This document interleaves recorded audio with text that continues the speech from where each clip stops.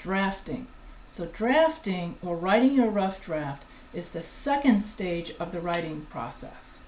French novelist Anatole France once said that his first drafts could have been written by a schoolboy, his next draft by a bright college student, his third draft by a superior graduate, and his final draft only by Anatole France. Thinking in those terms, as you write your first draft, your main objective is to get your ideas down. You'll have a chance later to improve your writing. This chapter provides information and advice about drafting a college-level essay. You'll find specific advice for creating the three main parts and arranging information.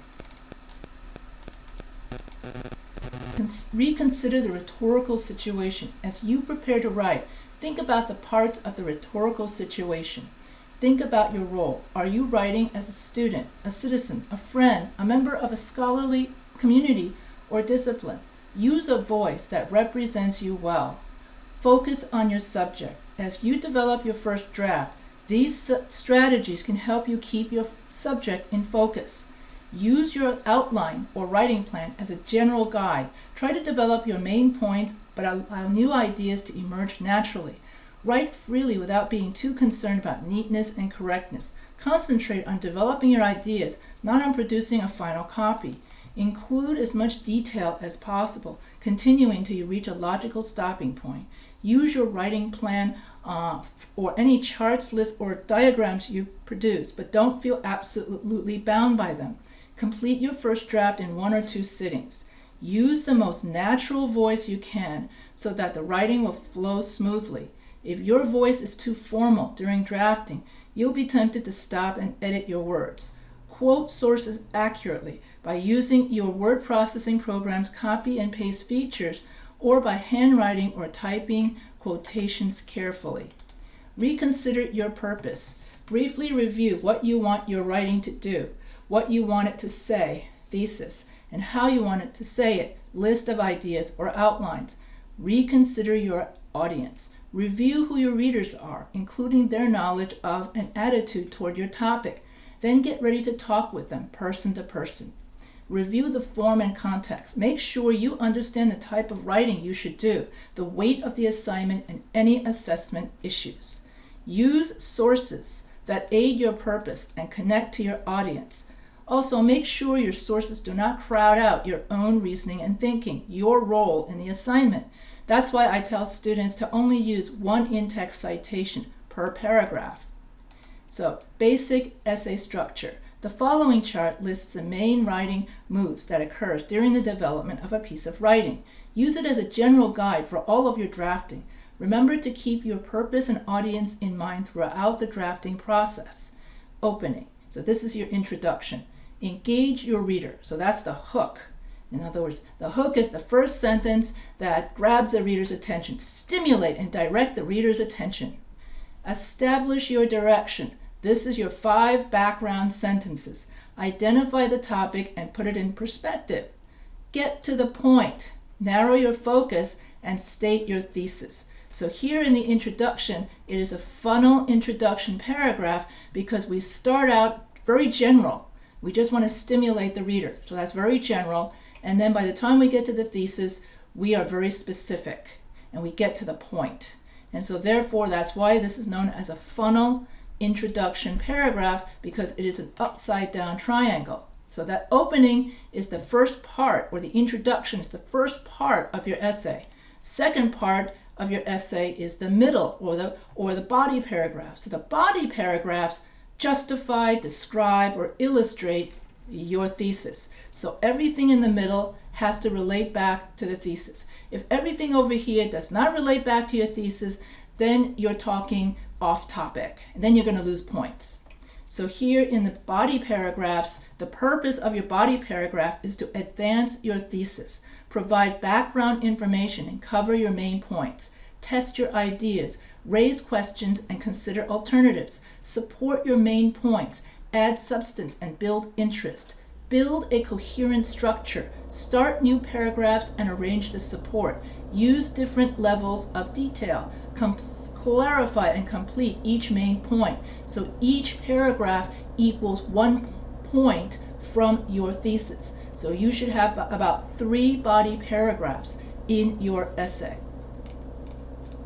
And then your ending. Notice how you're going to start with your thesis statement as the first sentence, and therefore you start with specific, and then you become more general. So this is the opposite of your introduction, where you start general and end specific. In a conclusion, you start specific and you become more general. So in the first sentence, you reassert the main point. That is, you restate the thesis as the first sentence of the conclusion. So remind the reader of the purpose and rephrase the thesis. Then you summarize for the rest of the conclusion. You summarize the essay without adding any new information. Urge the reader, gain the reader's acceptance, and look ahead. And that's it. So the 3 main parts of your essay: introduction, body paragraph, and conclusion. Opening your draft. So that means the opening paragraph is one of the most important elements in any composition. That is the introduction. Your introduction paragraph should accomplish at least 3 essential things: engage the reader, establish your direction, tone and level of language, and introduce your line of thought. The conventional way of approaching the first paragraph is to view it as a kind of funnel that draws a reader in and narrows to a main point. Often the final sentence explicitly states your thesis. Don't feel bound by the conventional pattern, which may sound stale if not handled well. Don't let the importance of the first paragraph paralyze you. Relax and write. So here are different kinds of hooks. So engage your reader with a first sentence that hooks your reader. So different kinds of hooks. Your reader will be preoccupied with other thoughts until you seize, stimulate, and direct his or her attention. Here are some effective ways to hook the reader. Mention little-known facts about the topic. Pose a challenging question. Offer a thought-provoking quotation. Tell a brief, illuminating story. Then you establish your direction. So then after you write your hook, you write 5 background sentences. The direction of your line of thought in these 5 background sentences should become clear in the opening of your writing. Here are some moves you might make to set the right course. Identify the topic, issue. Show a problem, need, or an opportunity. Deepen the issue. Connect the topic, showing its importance. Acknowledge other views. Tell what others say or think about the topic. Counter, that would be like a counter argument paragraph, and that would be for a turnabout introduction paragraph, in which you can start in your 5 background sentences. You can write about what the other side says, and then you pivot to your point. So when you get to the point and pivot to your argument, then you're writing your thesis statement, which is the last sentence of the first paragraph. You may choose to state your main point up front, or you may wait until later to introduce your thesis. Okay, for advanced writers, you may wait until later to introduce your thesis.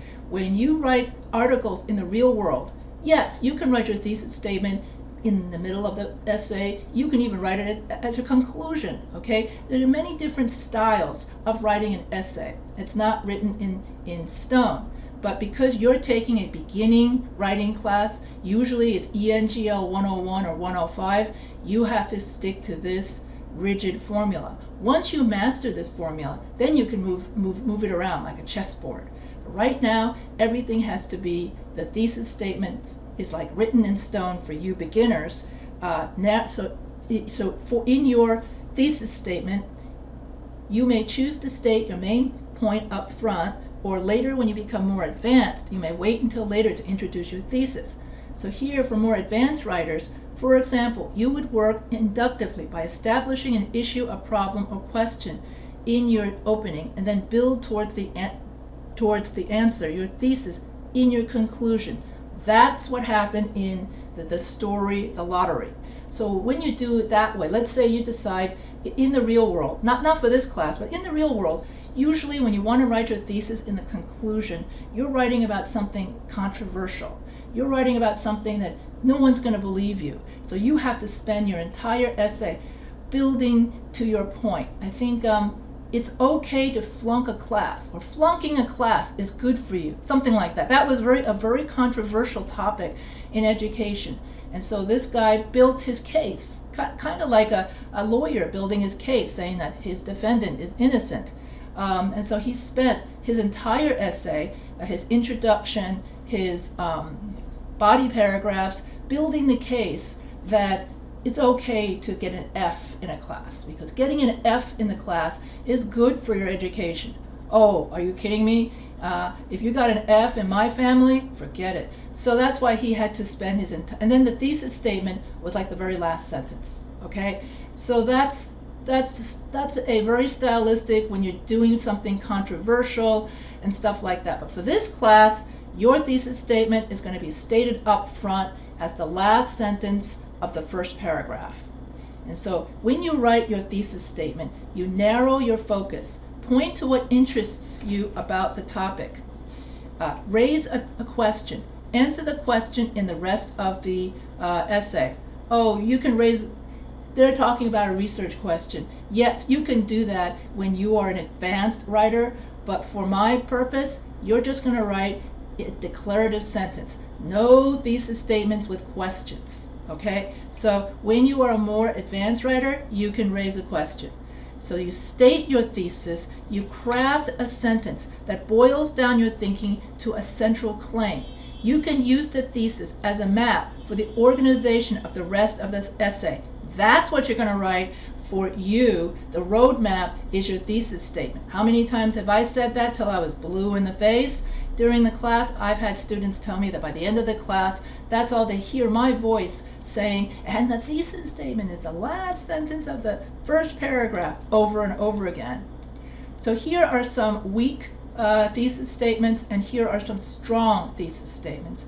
And if you use the TOR method, thesis, topic, opinion, reasons. So then that means that is an effective and complete thesis statement. If you only just say the topic and your opinion and you don't bother to state the reasons, then you have a weak or ineffective thesis statement. And so here, a weak opening. Although the opening below introduces the topic, the writing lacks interesting details and establishes no clear focus of the essay.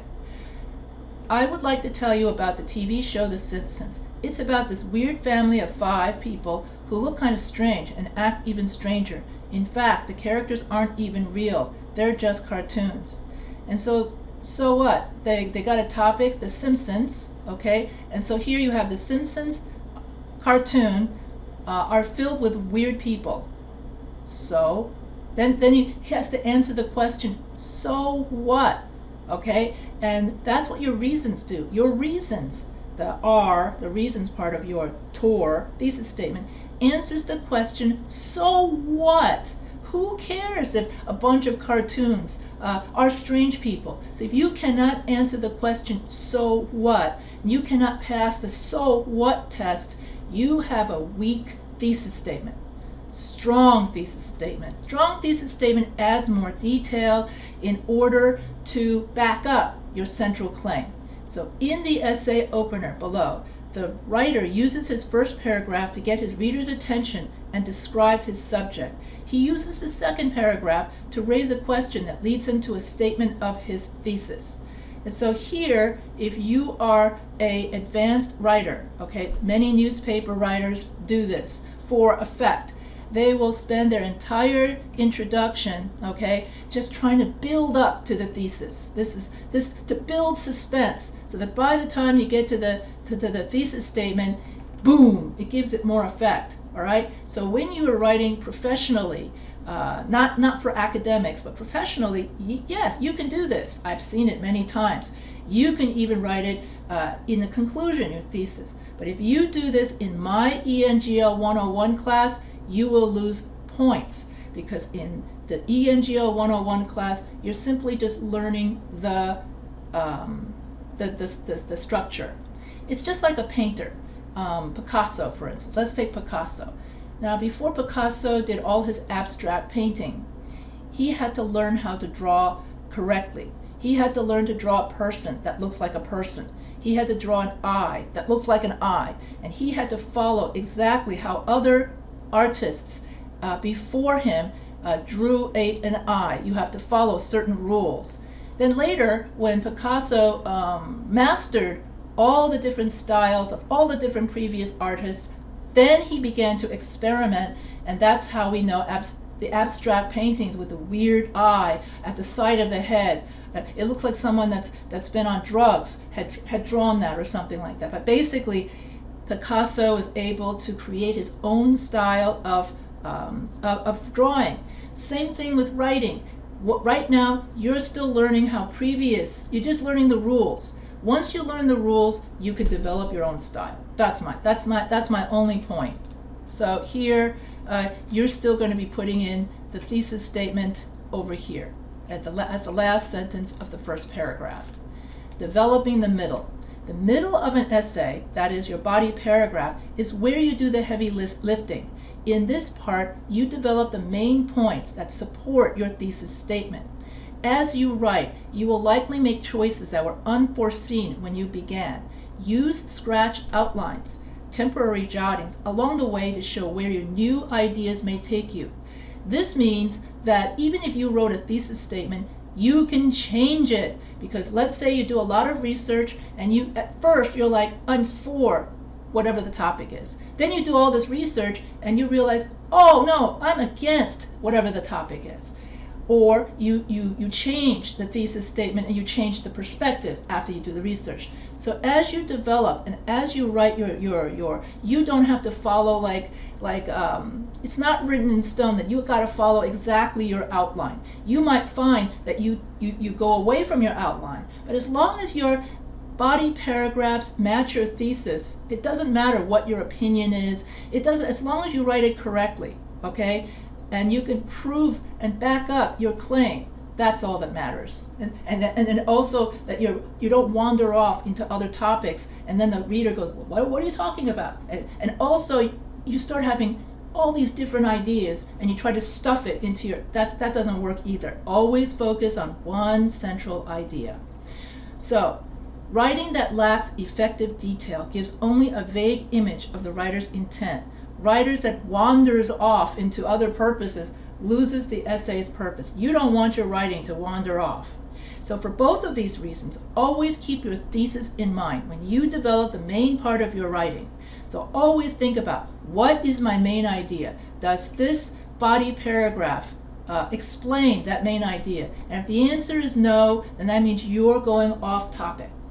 Advance your thesis. If you stated a thesis in the opening, you can advance it in the middle paragraphs by covering your main points and supporting them in these ways. So here are the different ways in which you can explain or support your main idea. Explain, provide important facts, narrate, share a brief story, describe, tell in detail how someone appears or how something works, define, identify or clarify the meaning of a specific term or idea, analyze, examine the parts of something, compare, provide examples to show how two things are different or alike, argue, use logic and evidence to prove that something is true, reflect, express your thoughts or feelings about something while using third-person case. That's a different, cite authority, add expert analysis or personal commentary. Test your ideas. When you write a first draft, you're testing your initial thinking about your topic. You're determining whether your thesis is valid or whether you have enough compelling information to support it. Here are ways to test your line of thinking as you write. Raise questions. Consider alternatives. Answer objections. Here they're talking about adding a counter-argument paragraph where you write about the other side, then you answer or rebut those arguments with your rebuttal paragraph. And that you're going to study in English 105 if you're in my LAPU class. Build a coherent structure. Design paragraphs as units of thought that develop and advance your thesis clearly and logically. For example, look at the brief essay below. So here you have your thesis statement, and then you have the body that talks about the thesis statement, and then you have your conclusion. Arrange supporting details. Organizing information in a logical pattern within a paragraph strengthens its coherence. The following pages explain and illustrate organizational strategies, providing suggested transitions to go with them. And so here you have different ways in which you can support your claim. You can use a definition. Okay, you could use a definition provides the denotation or the meaning of something, and it provides examples, anecdotes, and negative definition of what something is or isn't. You can use an illustration or support in your body paragraphs. You can use an analogy in your body paragraphs. You can use cause and effect in your body paragraphs, and you can use a story or a narration, okay, in your body paragraphs. Or you can talk about how something works in your body paragraph. And so here, or you could just write your essay in chronological order if you're telling a story. Usually when we write in chronological order, this usually goes with a narrative essay, okay? Or when you're writing a process essay and you're telling someone how something is done. Classification essay is when you list all the different groups of something, okay? So you could use classification in your body paragraphs. Climax is a method which you first present details and then provide a climactic statement or conclusion drawn from the details. And so here you would have a lot of description here, and then you say your conclusion. As I walked home, I glanced across the road to see a troubling scene unfold. And then here, face clenched, I looked back to the side of the street and walked on. I don't have time to read it out loud, but you get the idea. You could also use comparison contrast in your body paragraphs, and you can write with sources. And so when you end your essay, in your conclusion, you're going to first write your thesis statement as the first sentence of the last paragraph. So closing paragraphs can be important for tying up loose ends, clarifying key points, or signing off with the reader. In a sense, the entire essay is a preparation for an effective ending. The ending helps the reader look back over the essay with new understanding and appreciation. Many endings leave the reader with fresh food for thought. Because the ending can be so important, draft a variety of possible endings. Choose the one that flows best from a sense of the whole. If your thesis is weak or unclear, you will have a difficult time writing a satisfactory ending. To strengthen the ending, strengthen the thesis. You may have heard this formula before, but if you have a strong thesis, you have a strong essay. If you have a weak thesis, you have a weak essay. And so there are many different ways in which you can write your conclusion paragraph. You can reassert the main point. You can remind the reader the key points of these are different ways to summarize the essay. Okay, so now that after we write restate the thesis statement as the first sentence of the last paragraph, then for the rest of the conclusion, you're going to summarize your essay. How do you summarize an essay? And this is known as the summary conclusion paragraph. You summarize by reasserting the main point. You remind the reader what the main points are. You rephrase the thesis. And then you urge the reader, what should the reader do? How should the reader react? What are some takeaway lessons that you want the reader to have from your essay? What was the point of reading this paper? So show the implications of why your paper is important. Look ahead and suggest other possible connections. You would say that if Betty had never started smoking when she was 14 years old, she would not have died at such a young age of 50 or 60 or something like that. So look ahead, suggest other possible connections. You would tell the reader, so kind reader, do not smoke. Quit while you're ahead and quit smoking. You're actually telling the reader what to do for the future. List the benefits. You would say, and if, kind reader, if people stopped smoking, then they will live to see their grandchildren, their great-grandchildren marry and have other children and stuff like that, okay? And so that would be looking into the future of your topic. So you urge the reader, and this is also known as a call to action conclusion. When the more you urge the reader to do something, then instead of being a summary conclusion, it morphs into a call to action conclusion. And call to action conclusions are most common in business letters, because usually you write the business letter, you want the reader to go buy your product. You want the reader to do business with you. So usually in business letters, it's not a summary conclusion, it's a call to action conclusion. So that's urge the reader to do something, okay? And I believe, and also you want to complete and unify your message so that the reader leaves your essay with a sense of completion, a sense of satisfaction. So your final paragraphs are your last opportunity to refocus and unify your thoughts and reinforce your message. So draft the closing carefully, not merely to finish the essay, but to further advance your purpose. This is especially important if you're writing a business letter or in business correspondence. A weak ending, especially in a business letter, just says, oh, well, it was nice seeing you, Bob. Okay, bye. And then Bob's left going, what? So in a business letter, you would say, buy my washing machine. It is the best in the market. Go out and get it now, and you won't regret it, or something. Think about commercials. It sounds like a commercial. And so strong endings, okay, make you want more of it, okay? And you don't regret having spent your time reading that essay. And so you want to have a strong ending. Passion and power permeate all of Latin America's music.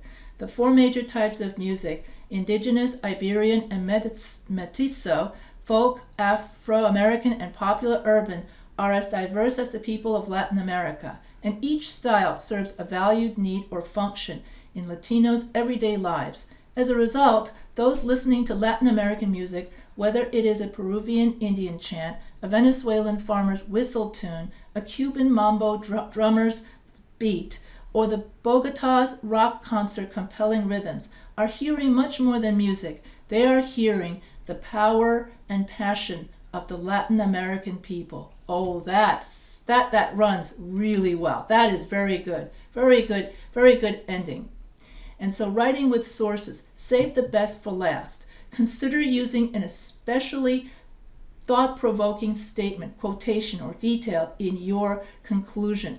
Doing so can help you clinch your point. So notice how this clinches the point that Latin American music are the passion and the power of the people, Latin American people. So that clinches the point of that essay, saving the best for last. And if you are using sources, don't overwhelm the reader with too many references. I always recommend that you just use one in-text citation per paragraph, and also no more than 3 lines for your essay. If it's more than 3 lines, you have to do a block quotation. And I try to dissuade my students from using a block quotation, because a block quotation usually interrupts the flow of the essay. So keep it to less than 3 lines and try to integrate your in-text citations into the body of your regular sentences. And so if you use only one in-text citation, 20% of your paper should be in-text citation and 80% of your paper should be your original thought. And even if you paraphrase a source, you still have to cite the source. Many students think that, oh, if I reword it in my words, I don't have to cite it. No, you got the information from somewhere. Therefore, somebody had to go through a lot of time and effort to do that research, to get those numbers. And so anytime you have any kind of scientific, medical, historical, numerical information, or uncommon knowledge, you have to cite the source. And if you're in doubt, cite it. That's what my English teacher used to say. And that's it for this about drafting. And my guess is in this book, the next chapter will probably be the 3rd stage of the writing process, which is revision or rewrite. So If you liked this video, feel free to subscribe to the Professor H Writing channel. And if you have any questions, feel free to email me at any time.